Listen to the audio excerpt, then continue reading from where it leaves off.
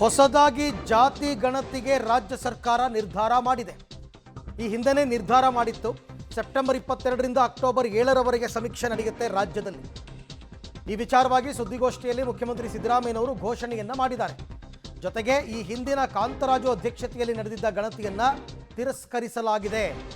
ಹೊಸದಾಗಿ ಸಾಮಾಜಿಕ ಶೈಕ್ಷಣಿಕ ಸಮೀಕ್ಷೆಗೆ ಅಸ್ತು ಎನ್ನಲಾಗಿದೆ.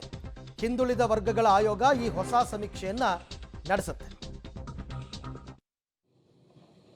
ಕಾರಣ ಯಾಕಪ್ಪ ಅಂತಂದರೆ ಅದಾದಮೇಲೆ ಜಯಪ್ರಕಾಶ್ ಹೆಗ್ಡೆ ಅವರಾಗಿದ್ದರು. ಕಾಂತರಾಜು ವರದಿ ಅಂತಲೇ ಕರೆಯೋದು ಯಾವಾಗಲೂ. ಕಾಂತರಾಜ್ ಆದಮೇಲೆ ಜಯಪ್ರಕಾಶ್ ಹೆಗ್ಡೆ ಅವರು ಶಾಶ್ವತ ಹಿಂದುಳಿದ ಆಯೋಗದ ಅಧ್ಯಕ್ಷರಾಗಿದ್ದರು. ಅವರು ರಿಪೋರ್ಟ್ ಕೊಟ್ಟಿದ್ದರು. ಕಾಂತರಾಜ್ ವರದಿಗೂ ಕೂಡ ರಿಪೋರ್ಟ್ ಕೊಟ್ಟಿದ್ದರು.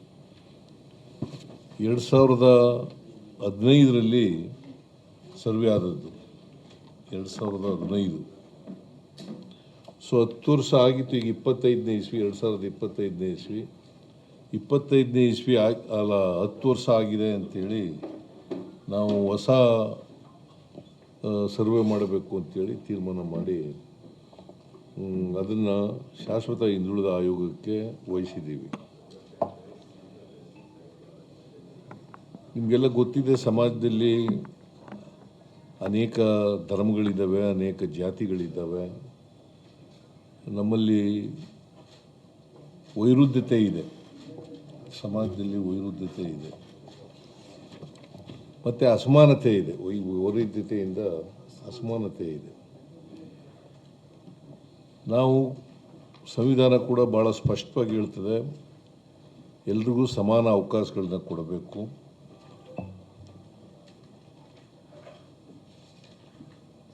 ಜೊತೆಗೆ ಸಾಮಾಜಿಕ ನ್ಯಾಯ ಎಲ್ರಿಗೂ ಕೂಡ ಒದಗಿಸ್ಕೊಡ್ತಕ್ಕಂಥ ಕೆಲಸ ಆಗುತ್ತೆ. ರೈಟ್. ಹಿಂದುಳಿದ ವರ್ಗಗಳ ಆಯೋಗದ ವತಿಯಿಂದ ಹೊಸ ಸಮೀಕ್ಷೆಯನ್ನು ನಡೆಸಲಾಗುತ್ತೆ. ಅದು ಹೇಗಿರುತ್ತೆ, ಯಾವ ರೀತಿ ನೀವು ಪಾರ್ಟಿಸಿಪೇಟ್ ಮಾಡಬೇಕು ಅನ್ನೋದಕ್ಕೆ ಸಂಬಂಧಪಟ್ಟಂತೆ ಮುಖ್ಯಮಂತ್ರಿ ಸಿದ್ದರಾಮಯ್ಯನವರು ಸಾಕಷ್ಟು ಮಾಹಿತಿಯನ್ನು ಈಗಾಗಲೇ ಕೊಟ್ಟಿದ್ದಾರೆ. ಪ್ರತಿಯೊಬ್ಬರು ತಪ್ಪದೇ ಪಾರ್ಟಿಸಿಪೇಟ್ ಮಾಡಿ.